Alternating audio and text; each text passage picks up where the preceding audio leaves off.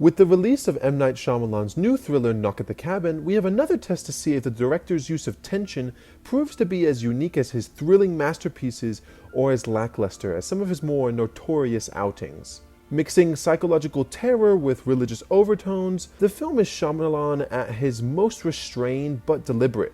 Ultimately, though, it is the utilization of tension that builds the intrigue and keeps viewers at the edge of their seats. In the movie, two parents vacation at a remote cabin in the woods when they get interrupted by four strangers. The group forces their way in and mandates that a sacrifice be made to avoid the end of the world. With an impossible choice presented, the stakes are risen and we're led on a fascinating journey of thrills. Knock at the Cabin isn't particularly scary so much so as it is tense and uncomfortable. The director is looking to captivate his audience, not repulse them.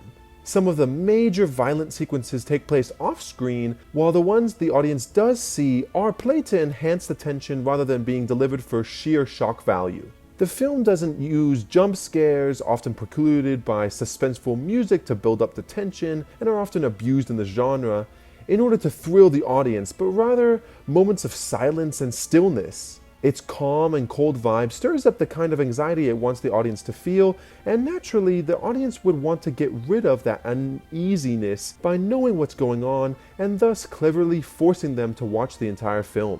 Shyamalan incorporates his less is more style of using soundtracks in the movie to emphasize the scenes, especially with the ending. It's not rocket science in its simplicity, but it makes your mind wander to the other possibilities, which I think is often a good indication of a brilliant film since it's open for other interpretations. In terms of the story structure, the script creates a conflict crucial to your characters, creates engaging characters themselves with opposing goals, keeps raising the stakes, allows tension to ebb and flow, keeps making the viewer ask questions, creates internal and external conflicts, relates the secondary sources of tension, and makes the story unfold in a shorter space of time. It's also all about the background for Shyamalan. He creates a sense of danger by showing background movement, blurring out the appropriate things, using the right music and VFX, and subtle camera movements to maximize tension.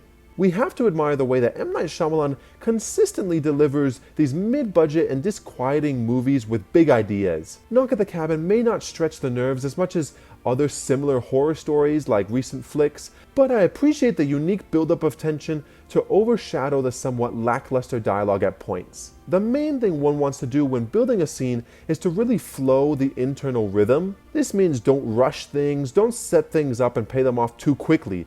And Shyamalan does this by turning the screw and make sure he has the footage he's able to do so.